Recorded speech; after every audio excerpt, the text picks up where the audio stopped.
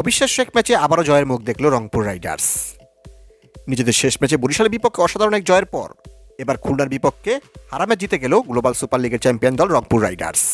তো চলুন বেশি কথা না বাড়িয়ে দেখে নেই রংপুর বনাম খুলনার মধ্যকার বিপিএলের 20তম ম্যাচ শেষে পয়েন্ট টেবিলে কোন দল কোথায় অবস্থান করছে। বিপিএলের পয়েন্ট টেবিলে একেবারে তলানিতে রয়েছে ঢাকা ক্যাপিটালস। এখন পর্যন্ত 7 ম্যাচ খেলে তারা জয় পেয়েছে মাত্র 1 ম্যাচে, হার তাদের 6 ম্যাচে। তাদের পয়েন্ট এখন 2 এবং তাদের নেট রান রেট -0.097।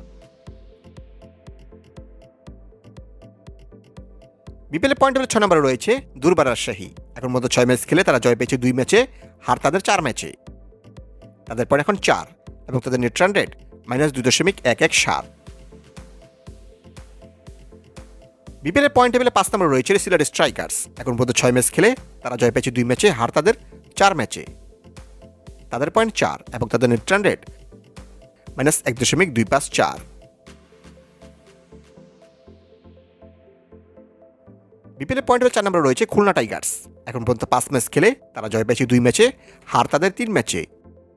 তাদের পয়েন্ট 4 এবং তাদের নেট রান রেট -0.321। বিপিএলের পয়েন্ট টেবিলে 3 নম্বরে নেমে গেছে ফরচুন বরিশাল।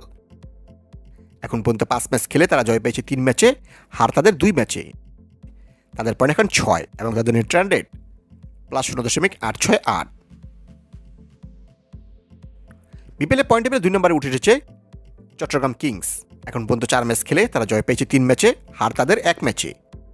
তাদের পয়েন্ট এখন 6 এবং তাদের নেট রান রেট +1.323।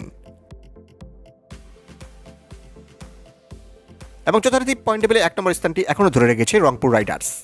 এখন পর্যন্ত 7 ম্যাচ খেলে তারা জয় পেয়েছে 7 ম্যাচেই, হার নেই কোনো। তাদের পয়েন্ট এখন 14 এবং তাদের নেট রান রেট +1.897।